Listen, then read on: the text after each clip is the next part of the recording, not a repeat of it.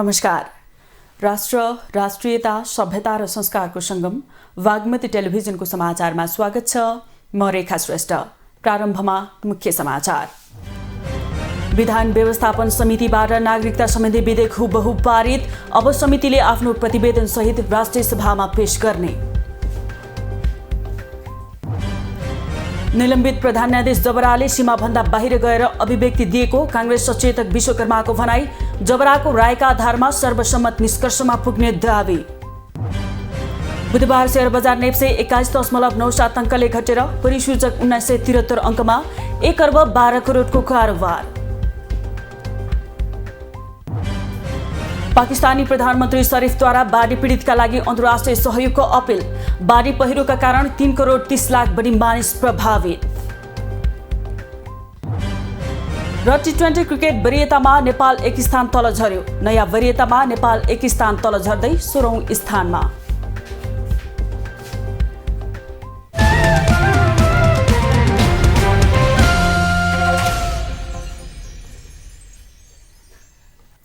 सुरु गरौं विधान समितिबाट नागरिकता विधेयक हुबहु पारित सम्बन्धी समाचारबाट।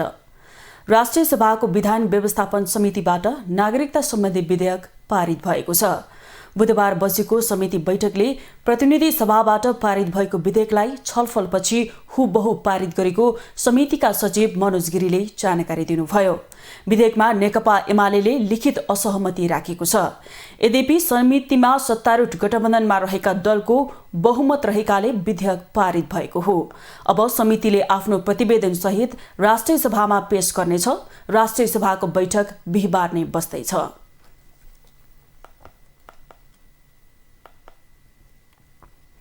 नेपाली कांग्रेसका सचेतक मिन विश्वकर्माले महाअभियोगको प्रतिरक्षाका लागि निलम्बित प्रधान न्यायाधीश चोलेन्द्र शमशेर जबराले सीमाभन्दा बाहिर गएर अभिव्यक्ति दिएको बताउनु भएको छ।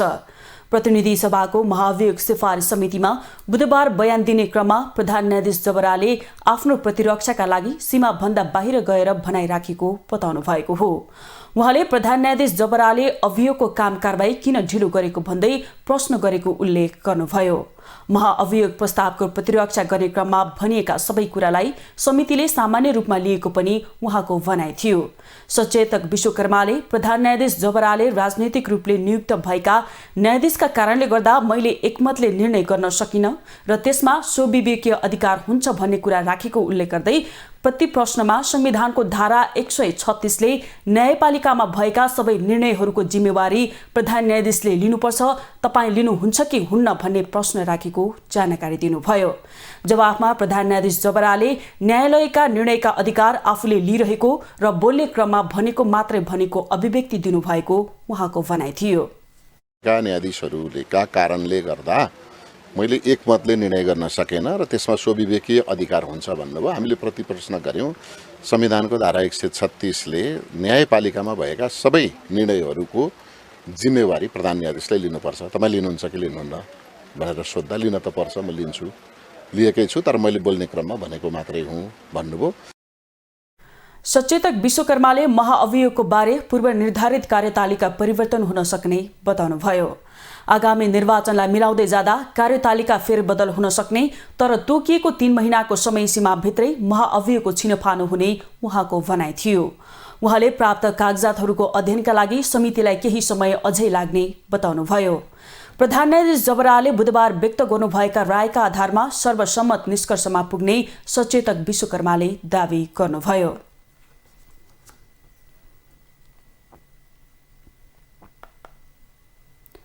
नेकपा एमालेका सांसद कृष्ण भक्त पोखरेलले निलम्बित प्रधान न्यायाधीश चोलेन्द्र शमशेर जबराले महाअभियोग नै निष्क्रिय भइसक्यो भन्नुको तर्क नरहेको बताउनु भएको छ।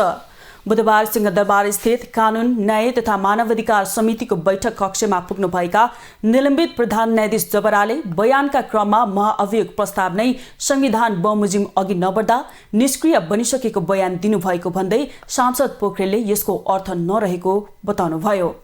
उहाँले महाअभियोग प्रस्तावमा नै प्रधान न्यायाधीश जबरा बयानका लागि आउनु भएको उल्लेख गर्दै प्रधान न्यायाधीशले यस्तो भन्नुको तुक नरहेको बताउनुभयो। उहाँले प्रधान न्यायाधीशको बयानमा समिति सदस्यहरूले प्रतिप्रश्न गर्दा 4वटा मात्रै प्रश्नको जवाफ आएको भन्दै बयानको समय 3-4 दिनसम्म लगातार चल्ने बताउनुभयो। बैठकपछि जनता समाजवादी पार्टीका सांसद प्रमोद शाहले प्रधान न्यायाधीश जबराले बयानका क्रममा आफूसँग गलत काम गराउनका लागि आएका न्यायाधीशहरूसँग पनि बयान लिनुपर्ने कुरा राखेको बताउनुभयो। उहाँले न्यायाधीशले ल्याएका गलत कुराहरूमा सहभागी नबन्दा आफू विरुद्ध महाअभियोग लगाइएको कुराहरू प्रधान न्यायाधीश जबराले राख्नु भएको पनि बताउनुभयो। बैठकपछि बोल्दै नेकपा एमालेका सांसद विष्णु पौडेलले छलफल यो प्रक्रिया भरका सबै सामग्री अफिसियल रेकर्ड गरिएको र वेबसाइटमा राखिने जानकारी दिनुभयो। उहाँले नेकपा एमाले सञ्चार माध्यमसँगै राखेर छलफल गर्ने पक्षमा रहे पनि समिति सभापति र अन्य सांसदहरू नमानेपछि प्रक्रिया भरका छलफलका भिडियो सामग्री वेबसाइटमा राख्न सहमति जुटेको बताउनुभयो। बैठकपछि बोल्दै नेकपा माओवादी केन्द्रकी सांसद रेखा शर्माले महाअभियोग जस्तो विषय गम्भीर रूपमा छलफल हुनुपर्ने धारणा राख्नुभयो। उहाँले आजको बैठकले बयानको समय लम्बिने निश्चित भएको बताउनुभयो। प्रधान न्यायाधीश जबरा विरुद्धको महाअभियोग सुनवाई गर्न गठित महाअभियोग सिफारिस समितिको बैठक बिहिबार 11 बजे बस्दैछ।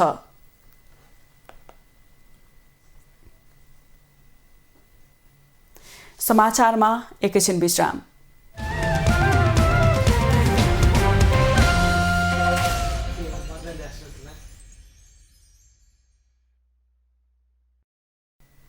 हामी समाचारको निरन्तरतामा छौं। अब बाँकी समाचार। पछिल्लो 24 घण्टामा 271 जनामा कोरोना भाइरस संक्रमण पुष्टि भएको छ। स्वास्थ्य तथा जनसङ्ख्या मन्त्रालयका अनुसार 2485 पीसीआर परीक्षणमा 224 जना र 1435 एन्टिजेन परीक्षणमा 47 जना गरी 271 जनामा संक्रमण पुष्टि भएको हो। मन्त्रालयका अनुसार पछिल्लो 24 घण्टामा कोरोना संक्रमणका कारण 1 जनाको मृत्यु भएको छ भने 175 जना संक्रमण मुक्त भएका छन्। हाल देशभर कोरोना भाइरसको सक्रिय संक्रमितको संख्या 3194 रहेको छ।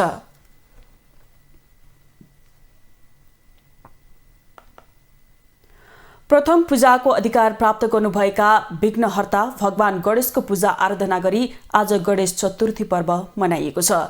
सतयुगमा भाद्र शुक्ल चतुर्थीका दिन भगवान गणेशको जन्म भएको शास्त्रीय मान्यता छ। यस अवसरमा आज उपत्यकाका अशोक विनायक, चन्द्र विनायक, सूर्य विनायक, कमल विनायक, धन गणेश, जल विनायक, कार्य विनायक, कमलादि गणेश लगायत देशभरका गणेश मन्दिरमा विशेष पूजा गरी गणेश चतुर्थी पर्व मनाइएको हो। शिव पार्वतीका पुत्र गणेशलाई जुनसुकै धार्मिक कर्ममा अग्र पूजाको अधिकार प्राप्त छ। हरितालिका पारायण गरी गणेशको व्रत गर्न शास्त्रीय मान्यता रहेको धर्मशास्त्रविद एवं नेपाल पञ्चाङ्ग निर्णायक विकास समितिका सदस्य प्राध्यापक डाक्टर देवमणि भट्टराई बताउनुहुन्छ।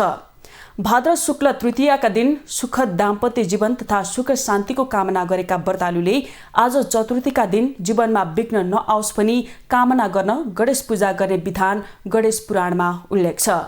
मंगल चतुर्थी समेत भनिने आजका दिन नेवार समुदायले चथा पर्वका रूपमा मनाउने गरेकोमा यस वर्ष भने तिथिको घटबडका कारण मंगलबार नै मनाइएको छ। यस दिन बालबालिकालाई छुस्या मुस्या बाँड्ने चलन रहेको छ।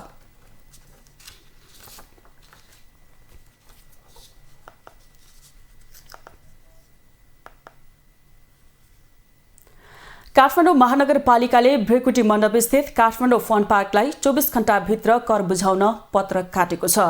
महानगरका राजस्व विभागका प्रमुख डाक्टर शिवराज अधिकारीले आज पत्र लेख्दै फन पार्कले महानगरलाई बुझाउनु पर्ने कर वर्षौंदेखि नबुझाएको र पटक पटक ताकेता गर्दा पनि नतिरेको उल्लेख गर्नुभएको छ। हालसम्म बुझाउन बाँकी रहेको कर जरिवाना सहित तिर्न फन पार्कलाई अल्टिमेटम दिएको हो। महानगरको पत्रमा व्यवसायिक कर र बहाल कर सम्बन्धित वडा कार्यालयमा र विज्ञापन कर तथा मनोरञ्जन कर महानगरपालिकाका राजस्व विभाग बब्बर महलमा गई पत्र प्राप्त भएको मितिले 24 घण्टाभित्र सम्पूर्ण बाँकी रकम र सोको लाग्ने जरिवाना समेत दाखिला गर्न हुन अनुरोध गरिएको छ। महानगरले तोकिएको समयमा नबुझाए फन पार्क सिलबन्दी गरी तिर्नुपर्ने राजस्व सरकारी बाँकी सरह असुल गरिने जनाएको छ।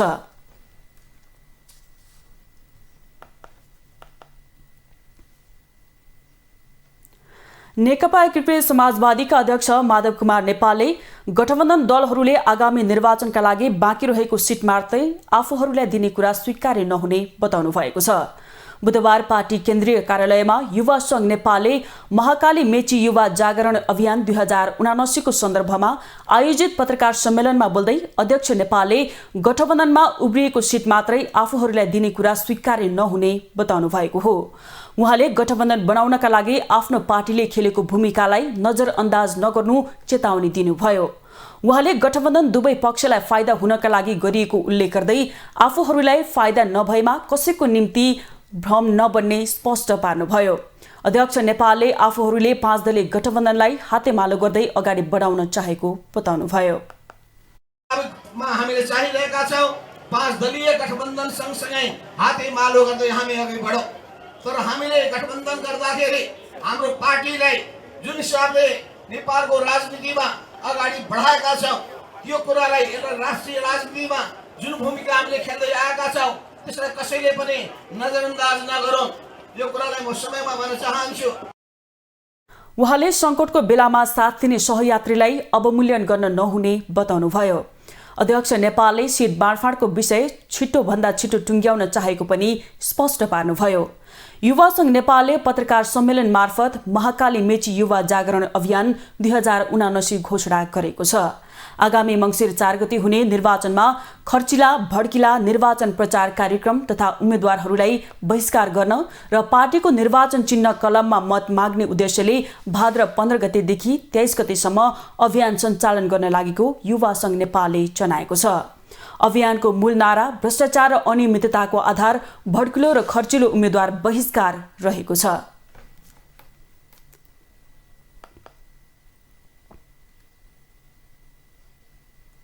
नेकपा एमालेका महासचिव शंकर पोखरेलले गठबन्धनबाट देश विकास सम्भव नभएको बताउनु भएको छ। सिन्धुलीको मरेड गाउँपालिकामा बुधबार आयोजित सभामा महासचिव पोखरेलले दलहरूको गठबन्धनबाट बन्ने सरकारले देश विकास गरेको विश्वको इतिहासमा कहीँ कतै नभएकाले भिजन भएको नेता राजनीतिक स्थायित्व र बलियो राजनीतिक दलबाट मात्र सम्भव भएको बताउनुभयो। 5 दलीय गठबन्धन लेनदेन र स्वार्थको सम्झौता भएको बताउँदै महासचिव पोखरेलले बलियो राजनीतिक शक्ति बिना मुलुकले स्थायित्व प्राप्त गर्न नसक्ने जिकिर गर्नुभयो। अधिकांश समय माओवादी केन्द्रका अध्यक्ष पुष्पकमल दाहाल प्रचण्ड र एकीकृत समाजवादीका अध्यक्ष माधव कुमार नेपालको चर्को आलोचनामा खर्चेका महासचिव पोखरेलले प्रधानमन्त्री बन्न प्रचण्ड दिल्ली दौडाहमा लागेको बताउनुभयो। कांग्रेस नभई अगाडि बढ्न नसक्ने माओवादी आन्दोलन र हिजो लुत्कार्नेहरू अहिले भिख मागिरहेको उहाँले बताउनुभयो। एमालेले सरकार छाड्दा ढुकुटीमा 80 अर्ब मौजदात रहेकोमा अहिले 3 खर्ब घाटा हुनु, महँगी 3% बाट 7% मा पुग्नु र विदेशी मुद्रा 11 महिनालाई धान्ने रहेकोमा अहिले 6 महिनामा झर्नुले गठबन्धनको सरकार 1 वर्षमै असफल भएको महासचिव पोखरेलको भनाइ थियो।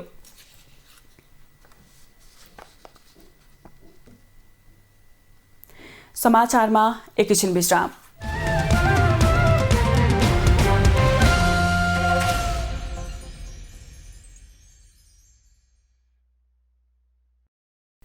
हामी समाचारको निरन्तरतामा छौं। अब बाँकी समाचार। पूर्व सभामुख दमननाथ ढुङ्गानाले स्वर्गीय प्रदीप गिरीलाई अहिले सबैले वास्तविक प्रदीप गिरी खोजिरहेको भन्दै स्मरण गर्नुभएको छ। बुधबार स्वर्गीय गिरीको स्मृति सभामा बोल्दै पूर्व सभामुख ढुङ्गानाले गिरीको भौतिक शरीर नभए पनि विचार छोडेर गएको भन्दै सम्झना गर्नुभयो। उहाँले गिरीले स्वतन्त्रताको लागि निरन्तर लडेको बताउनुभयो।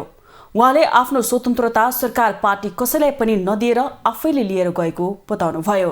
प्रदीप गिरी एउटा पार्टी देशमा अटाउने मान्छे नभएको भन्दै गिरी विचारको भने धनी भएको बताउनुभयो।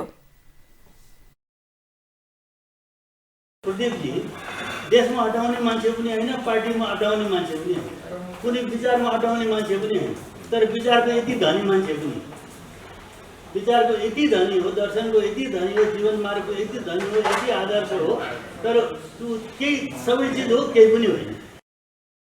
त्यस्तै मानव अधिकारवादी कपिल श्रेष्ठले प्रदीप गिरीको मृत्युले बौद्धिक सैद्धान्तिक र राजनीतिक चिन्तनशील जगतले शून्यता महसुस गरेको बताउनुभयो। उहाँले नेपालमा बौद्धिक चिन्तन गर्ने मानिसहरूको सधैँ खडेरी रहेको बताउनुभयो। श्रेष्ठले गिरी अरू राजनीतिज्ञ भन्दा फरक जीवनशैलीमा रमाउने नेता भएको बताउनुभयो। यो मुलुकमा बौद्धिक खडेरी अहिले मात्र होइन, सधैँ नै छ। यो एन्टी इन्टेलेक्चुअल मुलुक हो। हाम्रा शासकहरू मस्ट एन्टी इन्टेलेक्चुअल। पहिला स्पेसली पृथ्वीनारायण शाहको बेलादेखि पहिला के थियो थाहा छैन हामीलाई। त्यस्तै नेकपा एमालेका नेता रघुजी पन्तले गिरीलाई 2046 सालतिर एक थरी काङ्ग्रेसले काङ्ग्रेस भनेर नै मान्ने नगरेको स्मरण गर्नुभयो। उहाँले गिरी लेनिनलाई मन पराउने मान्छे भएको बताउनुभयो। उहाँ बढी रोजा लाग्नेलाई मन पराउने मान्छे पनि हो र अनि मन पराउने लेनिनलाई पनि हो। लेनिनको बारेमा मात्र एउटा किताब छ। उहाँले स्वर्गीय गिरी नयाँ नेता भन्दा फरक व्यवहार र शैलीको नेता रहेको बताउनुभयो।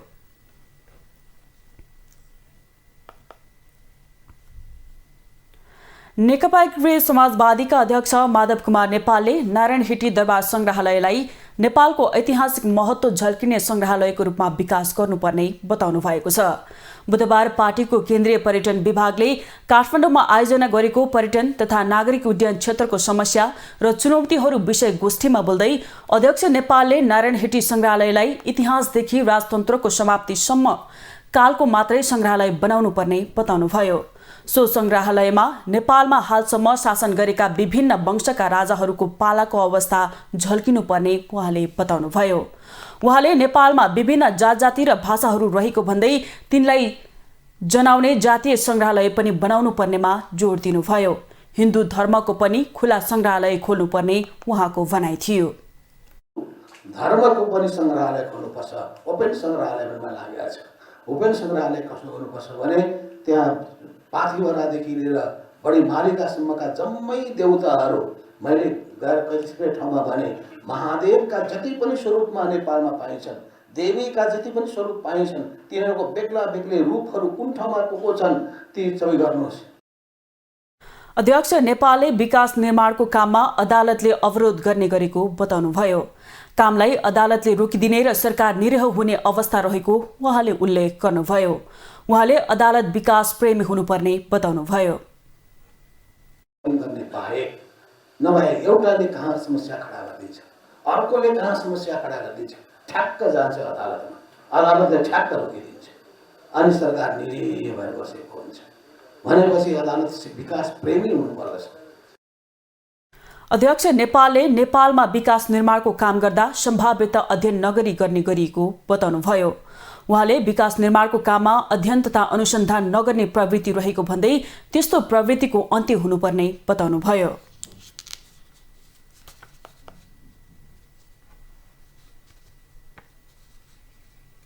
अब आर्थिक समाचार।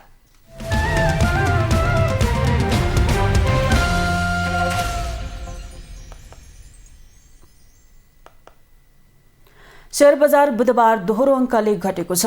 शेयर बजार परिसूचक नेप्से 21.97 अङ्कले घटेर 1973.38 बिन्दुमा छरेको छ। सबै समूहको शेयर घटेकोमा बीमा, माइक्रोफाइनान्स, विकास बैंक, उत्पादन, जलविद्युत र फाइनान्स समूहको शेयर उच्च अङ्कले ओह्रालो लागेको छ।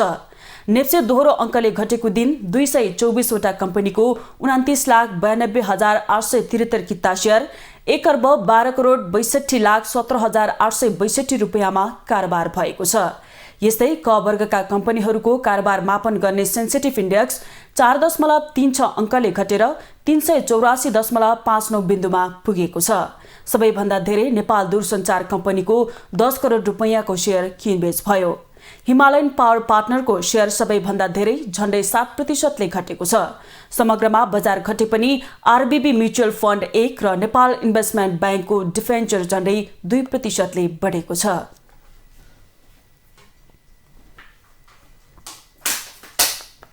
प्रधानमन्त्री तथा मन्त्री परिषद कार्यालयका सचिव धनराज ग्यावालीले सम्पत्ति शुद्धिकरणको लागि सरकारले नेपाल ऐनमा 4वटा ऐन संशोधन गर्न लागेको बताउनु भएको छ। बुधबार प्रतिनिधि सभा अन्तर्गतको अर्थ समितिले सम्पत्ति शुद्धिकरण निवारणका सम्बन्धमा गरेको छलफलमा बोल्दै ग्यावालीले सरकारले वित्तीय अपराध र आतंकवादी गतिविधिसँग संलग्न आर्थिक क्रियाकलापको निगरानी गर्ने अन्तर्राष्ट्रिय कार्यदल financial action task force FATF को मापदण्डलाई प्राथमिकता दिए नेपाल ऐनमा 4वटा ऐन संशोधन गर्न लागेको बताउनु भएको हो। उहाँले सम्पत्ति शुद्धिकरण ऐनमा 40वटा कसुरमा अनुसन्धान गर्ने निकायहरू फरक भएकाले तालमेल हुन नसकेकाले ऐन संशोधन गर्न लागेको बताउनुभयो। उहाँले भ्रष्टाचारमा मुद्दा चलाएर अख्तियार अनुसन्धानले भ्रष्टाचार गरेको ठहर गरेर बिगो जरिवाना गरे पनि उसले भ्रष्टाचार जन्य सम्पत्ति लगेर व्यापार व्यवसायमा लगानीको अनुसन्धान सम्पत्ति शुद्धिकरण विभागले हुनुपर्ने अवस्थाको अन्त्य गर्ने बताउनुभयो। उसले के गर्नु, यसमा यति रुपियाँ भ्रष्टाचार गरेको ठहर छ भने बिगो बमोजिम जरिवाना गर्यो, वा यति कैद भनेर अभियोग लाग्यो। तर उसले त्यो भ्रष्टाचार जन्य सम्पत्ति लगेर अरू व्यापार व्यवसायमा लगाएर जुन बढाएर जुन अर्को धुने काम गर्यो नि, त्यसलाई हामी फेरि आएर सम्पत्ति शुद्धिकरण विभागले हेर्नुपर्ने हो। यो खालको चाहिँ यो समस्याले गर्दा हामीले हजारौँ मुद्दाहरू चलाउँदाखेरि पनि त्यसमा सम्पत्ति शुद्धिकरणको पक्ष छ छैन मात्रै हेरिदिन सके भए र भएको अवस्था अनुसन्धानमा जान सके भए पनि धेरै उपलब्धि हुन्थ्यो। त्यस्तै कानुन न्याय तथा संघीय मामिला मन्त्रालयका सचिव उदयराज सापकोटाले सम्पत्ति शुद्धिकरणको विषयमा राजनीतिज्ञ व्यवसायी लगायत नयाँ सोचमा जान नसकेको बताउनुभयो। सम्पत्ति शुद्धिकरणको विषयमा परम्परागत सोचबाट नै अगाडि बढेको उहाँको भनाइ थियो। उहाँले अन्तर्राष्ट्रिय रूपमा सम्पत्ति शुद्धिकरण सम्बन्धी कानुन विगतको भन्दा कडा आउने बताउनुभयो।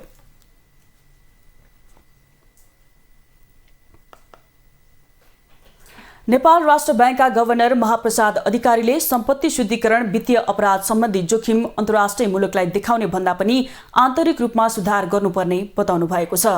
बुधबार प्रतिनिधि सभा अन्तर्गतको अर्थ समितिले सम्पत्ति शुद्धिकरण निवारणका सम्बन्धमा गरेको छलफलमा बोल्दै गभर्नर अधिकारीले मुलुकमा सम्पत्ति शुद्धिकरण सम्बन्धी जोखिम धेरै रहेकाले सरकारले नियन्त्रण गर्न जरुरी रहेको बताउनुभयो। गभर्नर अधिकारीले सम्पत्ति शुद्धिकरणको समस्या क्षणिक नभएर दीर्घकालीन रूपमा सरकारले निराकरण गर्नुपर्नेमा जोड दिनुभयो। सम्पत्ति शुद्धिकरणमा अन्तर्राष्ट्रिय रूपमा कालो सूचीमा पर्दा गम्भीर समस्या आउन सक्ने भन्दै उहाँले सन् 2009 देखि 2014 सम्म नेपाल अनुगमनमा परेका बेला संयुक्त राज्य अमेरिका स्थित नेपाली राजदूतावासको बैंक खाता खोल्न नाम चलेका अमेरिकी बैंकहरूले अस्वीकार गरेको स्मरण गर्नुभयो। गभर्नर अधिकारीले अन्तर्राष्ट्रिय मुलुकहरूसँग सहकार्य र समन्वय गर्नको लागि सम्पत्ति शुद्धिकरणमा नेपालले आफ्नो सम्पूर्ण तयारी पूरा गर्नुपर्ने बताउनुभयो। ठुला मुलुकको आफ्नो शक्ति होला, आफ्नै खालको नेटवर्क बनाउलान्, तर हामी जस्तो मुलुकलाई त सम्भव हुँदैन। त्यसले गर्दा यसको कन्सिक्वेन्सेस अर्थात् हामी ती रेकमेन्डेसनहरूको कम्प्लायन्स गरिराखेनौँ भने अन्तर्राष्ट्रिय स्तरमा हाम्रो आन्तरिक रूपमा हामी त आफ्नै कमजोरी हाम्रो छँदैछ। भ्रष्टाचारले गाँजेको छ हैन, इलिगल चाहिँ कमाइ गर्नेहरूको चाहिँ सेयर रहन्छ, भोइस रहन्छ, अनि नर्मल मान्छेहरू जेन्युन मान्छेहरू पछि पर्दै जान्छन्, अनि मुलुक चाहिँ भोलि अर्कै किसिमले चाहिँ क्याप्चर हुने वातावरण हुन्छ। त्यो आन्तरिक रूपमा समस्या छँदैछ। त अन्तर्राष्ट्रिय रूपमा पनि हामीलाई यो खालको रिजिमले त्यसरी गाँच्छ। गभर्नर अधिकारीले राष्ट्र बैंकले सम्पत्ति शुद्धिकरणको विषयमा निजी क्षेत्रसँग पनि नजिकमा रहेर काम गर्न चाहेको बताउनुभयो। उहाँले निजी क्षेत्रले बनाएको प्लेटफर्म प्रयोग गरेर सबैलाई हुने साझा धारणा बनाउन नसकिएको बताउनुभयो। राष्ट्रिय परिचय पत्रको अवधारणाले सम्पत्ति शुद्धिकरणको काम गर्न अझ सजिलो हुने देखिएको गभर्नर अधिकारीको भनाइ थियो। बनाएको प्लेटफर्म प्रयोग गरेर सबैलाई हुने एउटा युनिफर्म बनाउन सकिरहेको छैन। सँगसँगै जुन नेसनल आइडीको कन्सेप्ट छ त्यो एउटा चाहिँ गर्न सक्दाखेरि त्यो एउटा प्रिरिक्विजिटको रूपमा बसिरहेछ कि यस्ता कामको लागि पूर्व शर्तको रूपमा बसिरहेछ।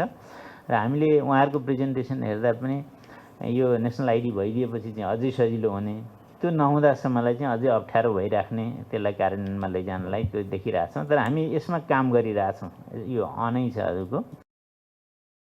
गभर्नर अधिकारीले गत कार्तिक महिनाको 1 गते 728 अर्बको कारोबार रहेकोमा त्यो कारोबार 610 अर्ब मात्रै रहेको बताउनुभयो। उहाँले कार्तिकदेखि भदौसम्ममा 128 अर्ब क्यास कारोबार घटेको बताउनुभयो। उहाँले क्यूआर मोबाइल ब्याङ्किङ कारोबार बढ्नु डिजिटलाइजेसनको प्रभाव भएको बताउनुभयो।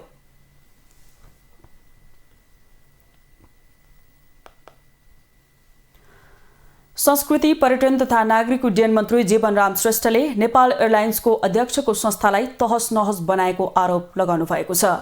बुधबार नेकपा एकीकृत समाजवादी केन्द्रीय पर्यटन विभागले काठमाडौँमा आयोजना गरेको पर्यटन तथा नागरिक उड्डयन क्षेत्रको समस्या र चुनौतीहरू विषय गोष्ठीमा बोल्दै मन्त्री श्रेष्ठले एयरलाइन्सले सबै आन्तरिक तथा बाह्य जहाजहरूलाई उडान गर्न नसकेको उल्लेख गर्नुभयो। एयरलाइन्सको अध्यक्षले जहाजको इन्जिन बिग्रियो भनेर इन्जिन भाडामा ल्याउन मात्र रहर गरेको र इन्जिन मर्मतमा ध्यान नदिएको उहाँको भनाइ छ। जहाजको टिकटलाई अनलाइन प्रणालीमा लैजान आफूले निर्देशन दिएको भए पनि एयरलाइन्सले हालसम्म टिकटलाई अनलाइन प्रणालीमा नलगेको उहाँले स्पष्ट पार्नुभयो। 1,25,000 चाहिँ नि टिकटको हाम्रो अफिसियल रेट छ।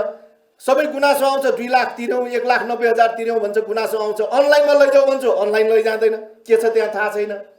यो खालको अवस्था छ। अब सरकारले चाहिँ नि यो चाहिँ नि जुन खालको चाहिँ नि त्यहाँ अस्तव्यस्त अवस्था छ, विकृतिको अवस्था छ, यसलाई चाहिँ नि सुधार गर्नु पर्यो। यो त नेपालको चाहिँ नि ध्वजावाहक चाहिँ नि जहाज त्यही मात्र हो हाम्रो, यो हाम्रो प्रतिष्ठाको विषय पनि हो र यसलाई व्यवस्थित गर्नु पर्यो। मन्त्री श्रेष्ठले नेपाललाई 12 महिना पर्यटकीय देशको रूपमा प्रचार गर्नुपर्ने बताउनुभयो। उहाँले सबैले मार्च, अप्रिल, सेप्टेम्बर र अक्टोबरमा मात्र नेपाल घुम्न सकिने भनेर प्रचार गर्ने गरिएको भन्दै अबदेखि 12 महिना नै घुम्न सकिने देशको रूपमा प्रचार प्रसार गर्नुपर्नेमा जोड दिनुभयो। पर्यटकीय क्षेत्रको पूर्वाधार विकासको लागि पनि ध्यान दिनुपर्ने मन्त्री श्रेष्ठको भनाइ थियो।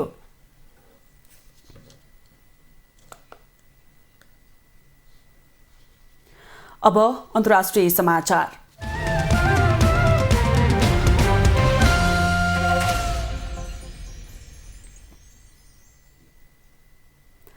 पाकिस्तानका प्रधानमन्त्री शाहबाज शरीफले पाकिस्तानमा बाढीले इतिहासमै सबैभन्दा खराब रूपमा प्रभावित पारेको बताउनु भएको छ। प्रधानमन्त्री शरीफले बाढीका कारण पाकिस्तानमा अहिले इतिहासमै सबैभन्दा बढी क्षति पुगेको बताउँदै सहयोगका लागि सबैसँग अपील गर्नुभएको हो। उहाँले पाकिस्तानी नागरिकका साथै विदेशी दाता निकाय तथा देशसँग सो अपील गर्नुभएको हो। बाढीका कारण विस्थापित भएका व्यक्तिको संख्या 10 लाख भएकाले उनीहरूको उद्धार, पुनर्स्थापना र राहतका लागि ठूलो आर्थिक सहयोग आवश्यक रहेको भन्दै यसका लागि उहाँले आग्रह गर्नुभएको छ। यहाँका कयौं प्रान्तमा बाढीले गरेको क्षति न्यूनीकरणका लागि सरकारले प्रयत्न गरिरहेको भए पनि सबै नागरिकलाई बास र खानपिनको उचित व्यवस्थापन गर्न सम्भव हुन सकेको छैन।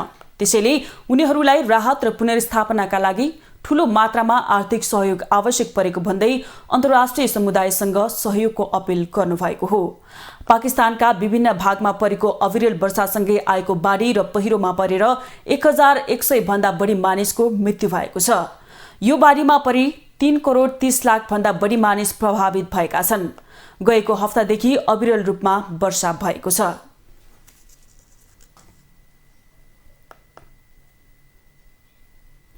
रुसले मुख्य पाइपलाइनबाट युरोप हुँदै आएको ग्यास आपूर्ति रोकेको छ।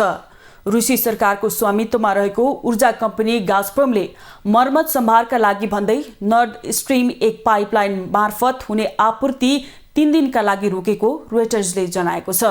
Nord Stream pipeline Saint Petersburg नजिकैको रुसी तटबाट उत्तर पूर्वी जर्मनीसम्म बाल्टिक सागर मुनि 1200 किलोमिटर फैलिएको छ। सन् 2011 मा खुलेको यो पाइपलाइनमा रुसबाट जर्मनीमा दैनिक 170 मिलियन क्युबिक मिटर ग्यास आपूर्ति हुन्छ। रुसले पाइपलाइनमा प्राविधिक समस्या आएको भन्दै अहिले 20% क्षमतामा सञ्चालन गरिरहेको छ। पश्चिमा देशले युक्रेनमाथिको आक्रमणपछि आफूमाथि प्रतिबन्ध लगाउने देशहरूलाई सजाय दिन रुसले ग्यास आपूर्ति रोकेको आरोप लगाएका छन्। तर रुसले भने आरोप अस्वीकार गर्दै प्राविधिक मर्मतका कारण आपूर्ति रोकेको प्रतिक्रिया दिएको छ।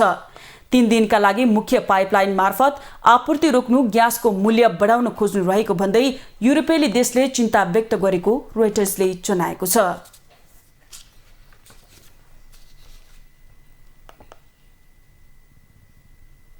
अमेरिकाको मिसिसिपीको ज्याक्सनका करिब 1,80,000 बासिन्दालाई खानेपानीको चरम अभाव भएको छ।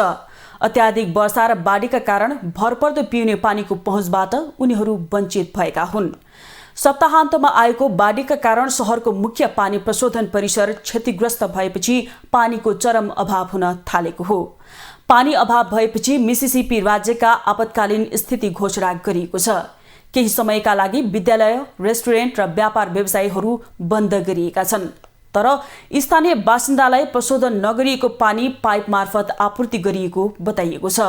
नगर र राज्य दुवैले जनतालाई पिउनका लागि बोतलको र ट्याङ्कर मार्फत पानी उपलब्ध गराइरहेका छन्। ज्याक्सनका बासिन्दालाई पानी उमालेर मात्रै पिउन पनि सल्लाह दिएको छ। पर्ल नदीको बाढीको पानी उर्लेर सडकसम्म पुग्न थालेपछि पानी प्रशोधन केन्द्र प्रभावित भएको थियो। विज्ञहरूले जलवायु परिवर्तन समस्याका कारण ज्याक्सनमा अति वर्षा जस्ता घटना हुन थालेको बताएका छन्।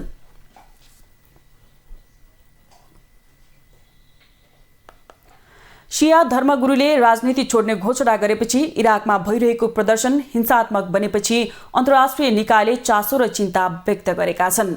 धर्मगुरु मुक्तदा अल सद्रका समर्थक र सुरक्षाकर्मी बीच भएको झडपप्रति चिन्ता व्यक्त गर्दै संयुक्त राष्ट्रसङ्घ तथा युरोपेली सङ्घले सबै पक्षलाई संयमित हुन आग्रह गरेका छन्। ईयूले विज्ञप्ति निकालेर सबै पक्षहरूलाई थप हिंसाका घटना हुनबाट रोक्न संयमता अपनाउन आग्रह गरेको अल जजिराले जनाएको छ। संयुक्त राष्ट्रसङ्घका महासचिव एन्टोनियो गुटेरसले पनि सबै सम्बन्धित पक्षहरूलाई द्वन्द्वात्मक परिस्थिति कम गर्न र कुनै पनि हिंसा हुन नदिन तत्काल कदम चाल्न आग्रह गर्नुभएको छ। घटनापछि टर्कीले आफ्ना नागरिकलाई बगदादको यात्रा नगर्न आग्रह गरेको छ। साथै त्यहाँको सङ्कट समाधान गर्न समावेशी वार्ताको लागि आह्वान गरेको छ। इराकमा भएको झडपमा कम्तीमा 30 जनाको ज्यान गएको छ। सरकारी भवन बाहिर तोडफोड सहित भएको हिंसात्मक प्रदर्शनमा केही घाइते भएका छन्। धर्मगुरु सद्रले एक टेलिभिजन सम्बोधन मार्फत आन्दोलनकारीलाई घर फर्कन आदेश दिएपछि अहिले बगदादको अवस्था केही शान्त भएको छ।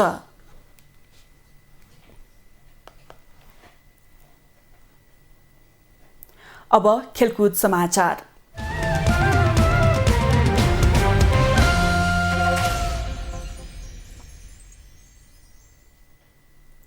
टी20 अन्तर्राष्ट्रिय क्रिकेटको वरियतामा नेपाल 1 स्थान तल झरेको छ। अन्तर्राष्ट्रिय क्रिकेट परिषद आईसीसीले सार्वजनिक गरेको नयाँ वरियता अनुसार नेपाल 1 स्थान तल झर्दै 16औं स्थानमा पुगेको हो। यसअघि नेपाल 15औं स्थानमा रहेको थियो। एक दिवसीय वरियतामा भने नेपाल 19औं स्थानमा रहेको छ। केन्या विरुद्धको 5 खेलको टी20 सिरिजको उपाधि जिते पनि नेपालको वरियता भने खस्कियो। मंगलबार सम्पन्न उक्त सिरिज नेपालले 3-2ले आफ्नो पक्षमा पारेको थियो। अब नेपालले केन्या विरुद्ध 3 एकदिवसीय सिरिज खेल्नेछ। उक्त खेल यही भदौ 17 गतेदेखि सुरु हुनेछ। टी20 को नयाँ वरियतामा भारत शीर्ष स्थानमा रहेको छ भने इङ्ल्यान्ड दोस्रो तथा पाकिस्तान तेस्रो स्थानमा रहेको छ। यसैगरी दक्षिण अफ्रिका चौथो, न्युजिल्यान्ड 5औं, अस्ट्रेलिया 6औं, वेस्ट इन्डिज 7औं, श्रीलङ्का 8औं, बंगलादेश 9औं र अफगानिस्तान 10औं स्थानमा रहेका छन्।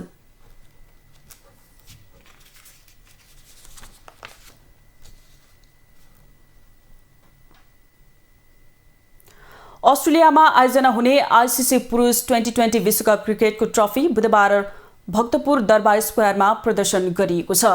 नेपाल क्रिकेट संघ क्यानले विश्वकप ट्रफी विश्व सम्पदा सूचीमा सूचीकृत भक्तपुर दरबार स्क्वायरमा राखिएको हो।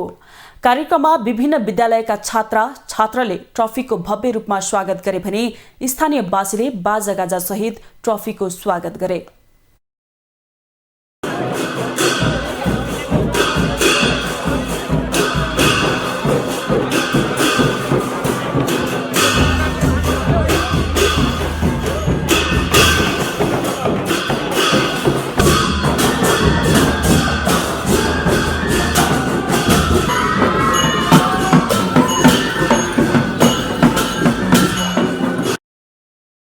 ट्रफी भ्रमणमा नेपाली राष्ट्रिय टिमका पूर्व खेलाडी महबुब आलम, शरीफ भेषवाकर, महिला टिमकी कप्तान रुबिना छेत्री सहभागी छन्।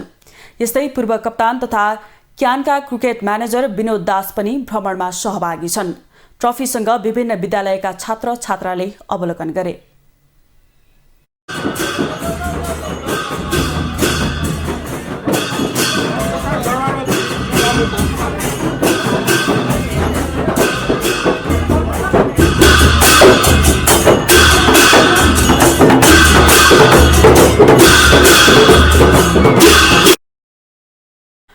विश्वकप क्रिकेटको ट्रफी सोमबार नेपाल आइपुगेको थियो। क्रिकेट विश्वकप ट्रफी नेपालमा दोस्रो पटक ल्याइएको हो। यसअघि 2018मा एकदिवसीय विश्वकपको ट्रफी नेपाल ल्याइएको थियो भने 2020 विश्वकपको ट्रफी पहिलो पटक नेपाल ल्याइएको हो। इङ्ल्यान्डमा सम्पन्न एकदिवसीय विश्वकपको ट्रफी नेपालको काठमाडौँ र पोखरा ल्याइएको थियो। युवालाई क्रिकेटमा प्रोत्साहन गर्ने लक्ष्यसहित ट्रफी नेपाल ल्याइएको क्यानले जनाएको छ। क्रिकेट प्रवर्धनको लक्ष्यसहित विभिन्न राष्ट्रमा ट्रफी भ्रमण गराउने आइसिसी निर्णयसँगै नेपालमा ल्याइएको हो।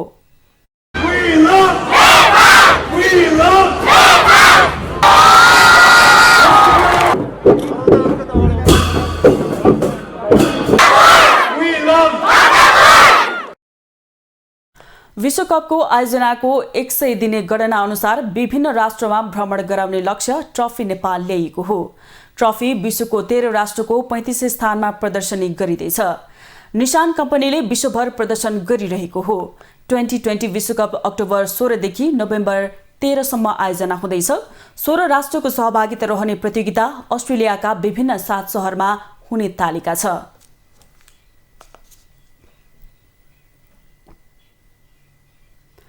जिम्बाब्वेसँगको 3 खेलको एकदिवसीय क्रिकेट श्रृङ्खला अस्ट्रेलियाले 1 खेल अगाडि नै जितेको छ। आज भएको दोस्रो खेलमा घरेलु टोली अस्ट्रेलियाले जिम्बाब्वेलाई 8 विकेटले हरायो। जितसँगै आइसिसी विश्वकप सुपर लिग अन्तर्गतको श्रृङ्खलामा अस्ट्रेलियाले 2-0 को अग्रता बनाएको छ।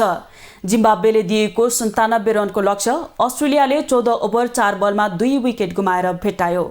अस्ट्रेलियाका स्टिभ स्मिथले अभिजित 47 रन जोडे। एलेक्स केरी 26 रनमा अभिजित रहे। यस्तै डेभिड वार्नरले 13 रन बनाए। जिम्बाब्वेका रिचार्ड एनागाराभाले 2 विकेट लिए। त्यसअघि पहिले ब्याटिङ गरेको जिम्बाब्वेले 27 ओभर 5 बलमा अल आउट हुँदै 96 रन बनाएको थियो। अस्ट्रेलियाका मिचेल स्टार्क र एडम जाम्पाले 3-3 तथा क्यामरुन ग्रिनले 2 विकेट लिए। पहिलो खेल अस्ट्रेलियाले 5 विकेटले जितेको थियो। तेस्रो तथा अन्तिम खेल शनिबार हुनेछ।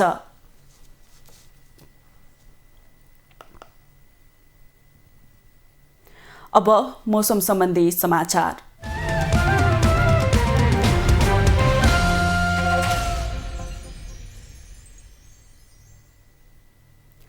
आज राति कर्णाली प्रदेश र सुदूरपश्चिम प्रदेशमा आंशिक बदली रही बाँकी प्रदेशहरूमा आंशिकदेखि सामान्य बदली रहनेछ। प्रदेश 1, मध्य प्रदेश, बागमती प्रदेश, गण्डकी प्रदेश र लुम्बिनी प्रदेशका केही स्थानहरूमा र बाँकी प्रदेशका थोरै स्थानहरूमा मेघगर्जन चट्यानसहित हल्कादेखि मध्यम वर्षाको सम्भावना रहेको छ। प्रदेश 1, बागमती प्रदेश र गण्डकी प्रदेशका 1-2 स्थानमा भारी वर्षाको सम्भावना रहेको छ।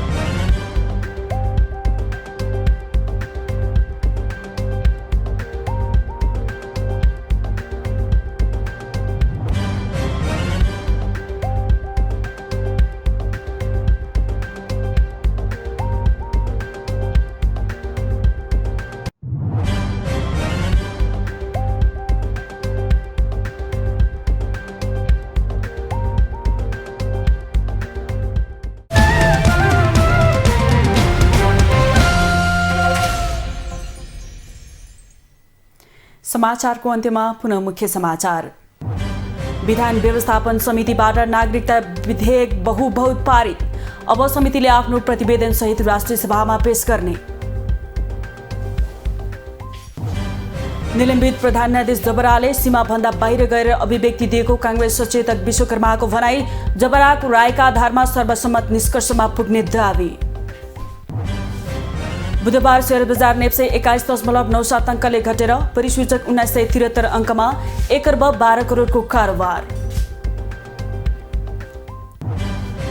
पाकिस्तानी प्रधानमन्त्री शरीफद्वारा बाढी पीडितका लागि अन्तर्राष्ट्रिय सहयोगको अपील। बाढी पहिरोका कारण 3 करोड 30 लाख बढी मानिस प्रभावित। र टी20 क्रिकेट वरियतामा नेपाल 1 स्थान तल झर्यो। नयाँ वरियतामा नेपाल 1 स्थान तल झर्दै 16औं स्थानमा।